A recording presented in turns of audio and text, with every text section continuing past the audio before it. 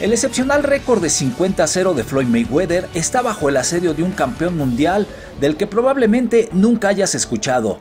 La amenaza para Mayweather viene desde la división más pequeña del boxeo, y su famoso récord probablemente sea superado en una pelea que pocas personas verán o que incluso sabrán que sucederá. Chayapon Monsri, también conocido como Wangen Menayotin, de Tailandia, legítimo campeón mundial de peso mínimo del CMB, igualó el récord de Money a principios de este año, pero todas sus victorias han sido en su país de origen.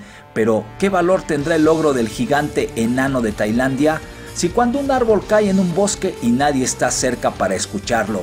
Lo que sí está claro es que este púgil ocuparía un lugar único en la historia en caso de que llegue la histórica victoria número 51, que es más de lo que la mayoría podría soñar.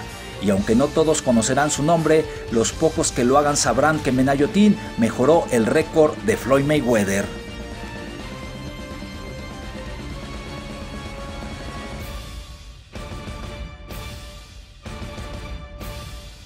Ya que nos encontraste, no nos pierdas. Suscríbete a nuestro canal de YouTube de Telemundo Deportes.